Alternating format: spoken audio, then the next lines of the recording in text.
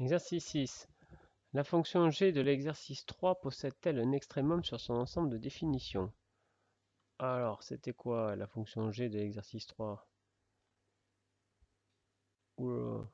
Oh, mince, hein, j'ai bazardé le fichier, je crois.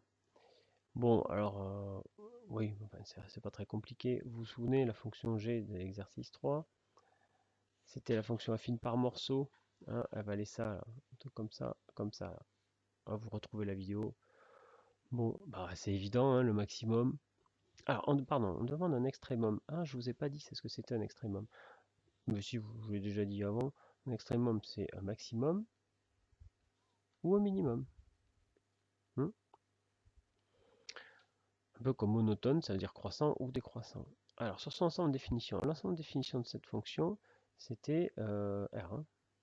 Ça allait jusqu'à moins l'infini, donc c'était R. Donc, est-ce qu'elle a un minimum? Elle s'appelle G. Alors, le max de G sur R, qu'est-ce que c'est? Bon, on voit bien que c'est ici, hein, que c'est ce qui était ici. Si vous vous souvenez, elle valait 1 partout, là. Bon, bah là, c'est 1, le maximum. Il vaut 1. Et il est atteint, ben, il est atteint, puisque c'est une fonction constante. Ici, c'était moins 2 et 2. Hein. Ben, il est atteint pour n'importe quelle valeur entre moins 2 et 2. Ben, par exemple, il est atteint en 0. C'est un G, c'est pas un F. Il est aussi atteint en 0,5, etc. Bon, cas un peu extrême, là.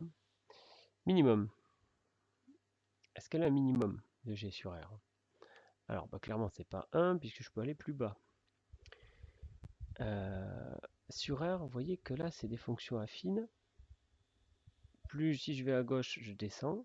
Si je vais à droite, je descends. Donc en fait, le minimum de G, bah, on voit bien que ça va aller jusqu'à moins l'infini. Alors, vous pourriez être tenté d'écrire ça, donc il ne faut surtout pas l'écrire. Il faut dire G n'a pas de minimum.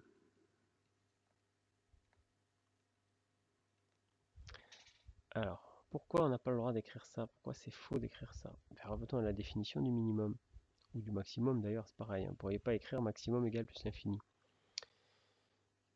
Qu'est-ce que ça veut dire qu'il y a un minimum? Lorsqu'il existe A dans l'ensemble de définitions tel que l'image est la plus petite valeur.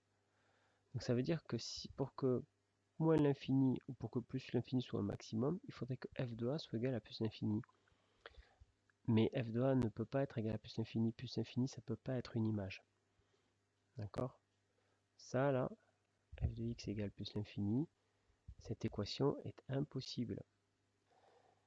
Elle est impossible non pas qu'elle n'a pas de solution, elle n'a pas de sens.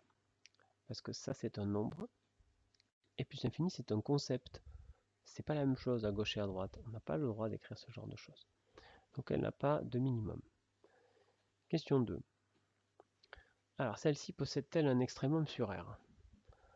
Alors, bon ben, comment faire? Comment savoir si elle possède un maximum, un minimum, tout ça? Il faut voir ses variations. Hein.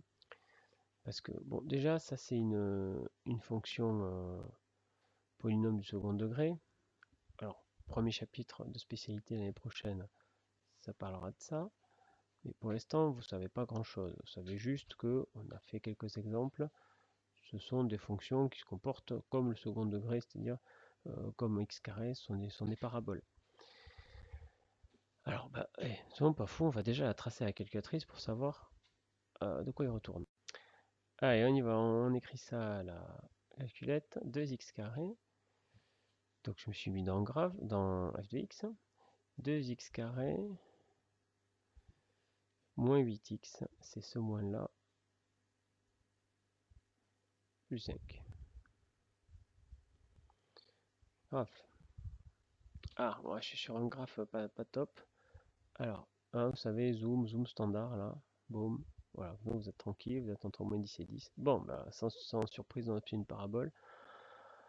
Et on voit bien que le maximum, ben, il n'y en aura pas. Et le minimum,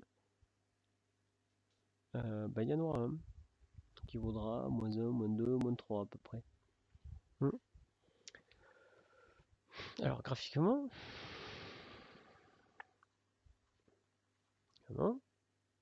on lit que f n'admet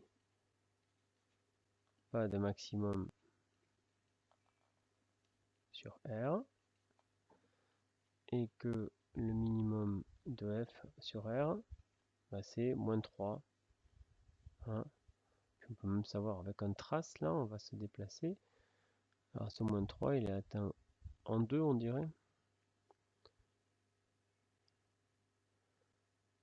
Ouais. Bon, je suis presque à 2, je suis presque à moins 3. Hein.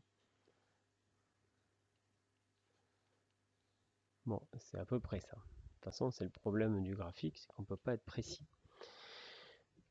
Alors, est-ce qu'on peut démontrer ça? Bien sûr qu'on peut. On va le faire. Comment démontrer qu'on a un minimum? Eh bien, encore une fois, il faut que pour tout x de l'ensemble des définitions, donc ici pour tout x réel, f de x soit toujours plus petit que le maximum et du coup plus grand que le minimum. Donc il faut démontrer pour tout x, pardon, excusez-moi, pour tout x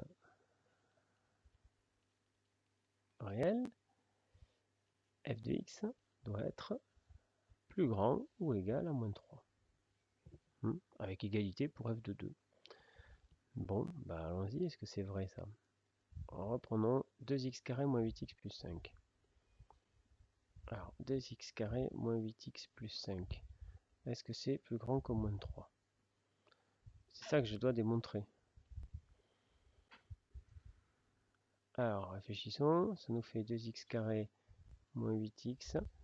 Le moins 5, je peux faire passer là. Ça fait plus 8. Plus grand que 0.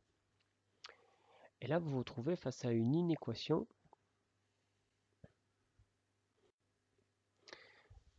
On est face à une inéquation du second degré.